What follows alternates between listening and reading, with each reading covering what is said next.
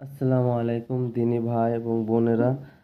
আজকে আমরা জানবো যে আমাদের নামাজের ভিতরে যেগুলো ওয়াজিব, মানে যেগুলো করা খুব গুরুত্বপূর্ণ একটি কাজ, যে নামাজের ভিতরে যে সকল কাজগুলো আমাদেরকে করতে হয়।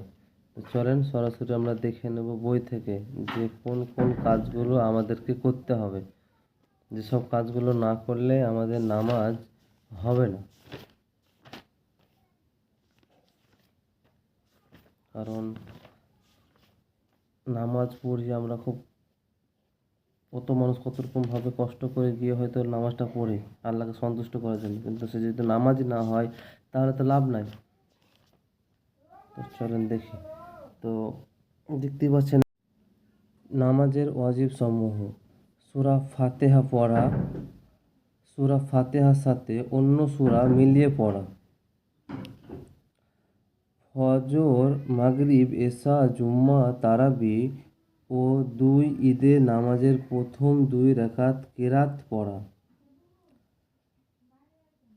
নামাজের প্রত্যেক রুকুন তারতিবের সাথে আদায় করা, রুকু ও সিজদার মাঝে এক তাসবিহ আন্দাজ সমূহ দেরি করা, 2 রাকাত নামাজ পড়ে প্রথম বৈঠক করা,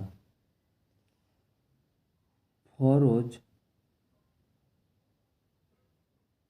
ওয়াজিব, নফল, সুন্নাত 4 বা 3 রাকাত বিশিষ্ট যে কোনো নামাজ, তারপর আত্তাহিয়াতু পড়া, 3 কিংবা 4 রাকাত নামাজ পড়তে হলে প্রথম বৈঠকের পর 2 কিংবা 1 রাকাত পড়ে আত্তাহিয়াতু পড়া ও দরুদ পড়া, 2 দিকে সালাম ফিরিয়ে নামাজ শেষ করা।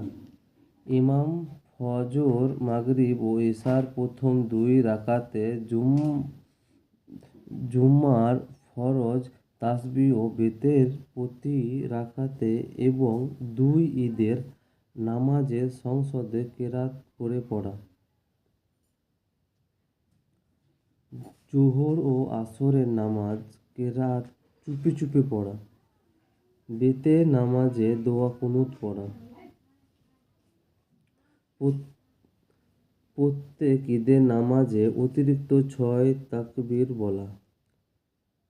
উপরে বর্ণিত ওয়াজিব তরক হলে শেষ বৈঠকে আত্তাহিয়াতু পড়ে ডান দিকে সালাম ফিরিয়ে আল্লাহু আকবার বলে পড়ো। পরপর 2টি সিজদা দিতে হয়। একে সাহসিজদা বলে। সহসিজদা না দিলে নামাজ হবে না। এগুলো হলো নামাজের ওয়াজিব সমূহ। আমরা চেষ্টা করব এগুলো মেনে নামাজ পড়ার, কারণ আমরা আল্লাহকে সন্তুষ্ট করার জন্য নামাজ পড়ি। তো সঠিকভাবে নামাজ না পড়লে আমাদের নামাজই হবে না। এ কারণে আমরা জেনে বুঝে আমল করি। আসসালামু আলাইকুম।